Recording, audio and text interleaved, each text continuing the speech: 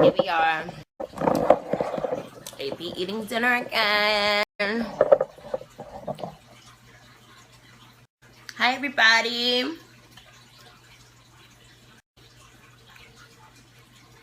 Hey.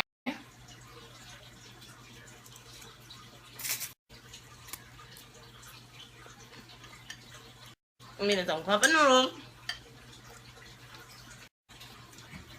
So anyway, again, I had another little burst of my opinion on certain things.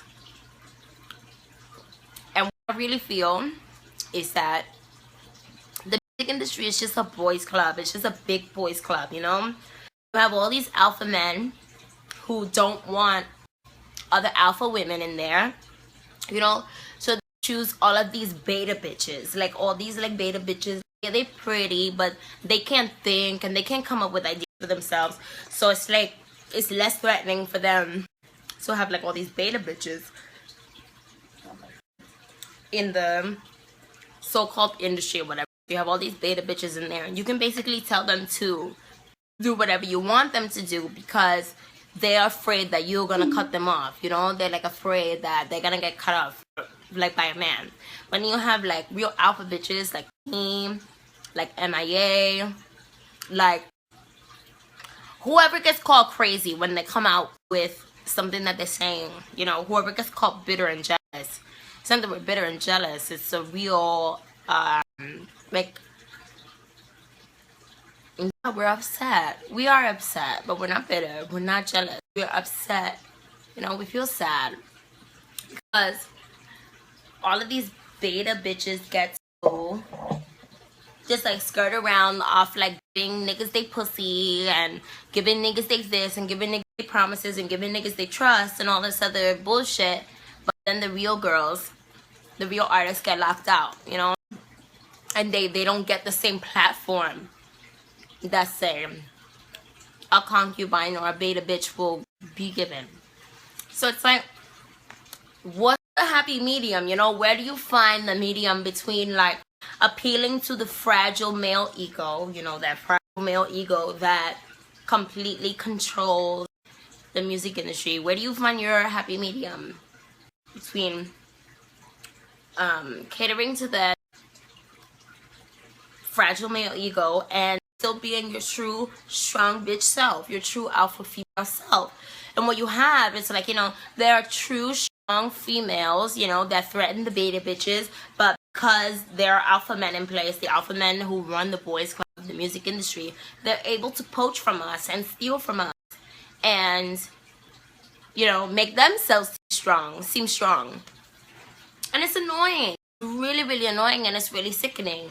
And if I were given the chance to curate the music industry, I don't know who the biggest man in the music industry is, whether he's at Universal, whether he's at Sony. It's obviously one of the two. If I were given the chance to be in control of arts and culture, I think that I would have a real sense of reality about all of the things, because it's almost just like these like really, really super large beta bitches get to poach from the young alpha bitches and pretend like they never even existed, and then the moment gets ruined, the art gets ruined, the time gets ruined, everything gets ruined, and then it's just another thing that a beta bitch did, another thing that a beta bitch pop star poached and turned into a trend, when these things are not really trends.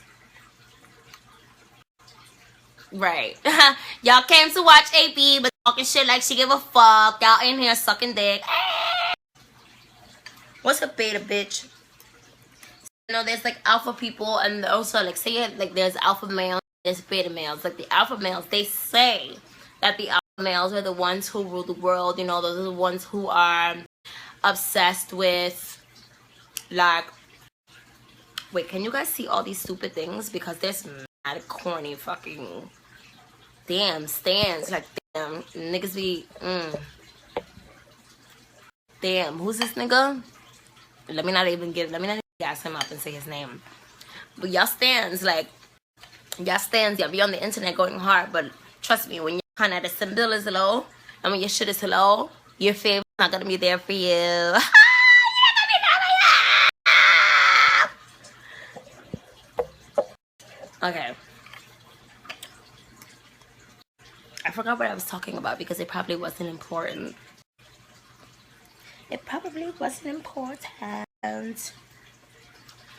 But yeah, I were head of the music industry. And I was given, you know, the place to curate culture.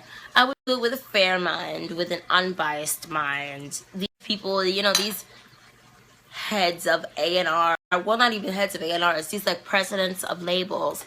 You can tell that they have some sort of like personal agenda to bring forth. Even in the artists that they sign, even if the artist is like the most untalented white bitch or untalented light skinned bitch, they're still gonna push that, and they're gonna poach from all the other dark skinned artists or whatever, all the other people who aren't like commercially viable to make this thing happen. And it's just so corny, number one, and I think it stagnates culture beyond the music industry and beyond arts and radio and all type of shit like that. I think that, you know, it extends into architecture and science and religion and all sorts of stuff like that. When you keep the culture, the arts culture, tamed in a sense, you know, censorship, removing, okay, so if the people's favorite artist is this really controversial artist, just because they're being controversial, it's almost as if like you remove them from consciousness because they don't agree with the hierarchy's idea of what consciousness should be. And the hierarchy's idea of consciousness is always white, it's always, you know, anti-black, it's always pro-mulatto, pro-white. Those are just my thoughts, you know? We live in a really dry, baseless world, a very, very dry, baseless world where people who look a certain way are able to steal ideas and poach talent from girls who don't look a certain way. And it sucks, and it's sad.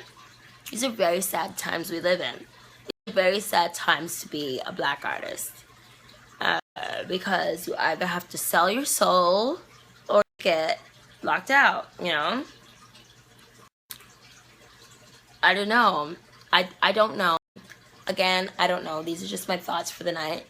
I'm eating my dinner and sitting in my thinking chair.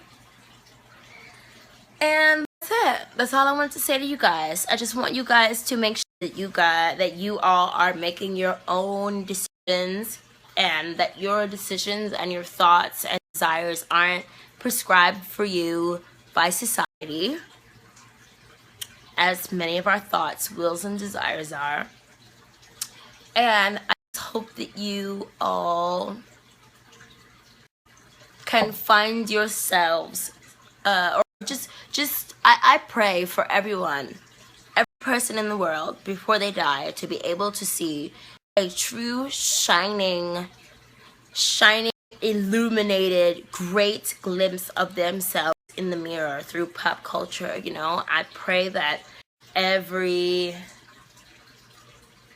race of people, or like girl or boy, gets to see their star, you know, their advocate in the big seat before they die. I pray and hope that everyone's advocate, or every time you see yourself in the big seat, that it's not a whitewashed version of yourself, that it's not a, you know, bleached out. And this is not saying that I should be that person, you know, because I like to do what I do. I'm just hoping that everybody can see themselves in the mirror of pop culture for a good era before they die. I hope that there is a really popular Chinese artist the whole world loves. She's not Chinese American, not Chinese white, or, you know, just a real Chinese girl that everyone loves, I hope that there's a real African girl that can get to the top of the totem pole and be African in all her glory, in all her might, and have her hair and have her everything. And I hope that we can see that. I hope that we get an Indian girl, a Latina girl. I hope that everyone gets a chance to see themselves in the mirror before we all die. Those are my thoughts for the night. Azealia Banks. I'm out.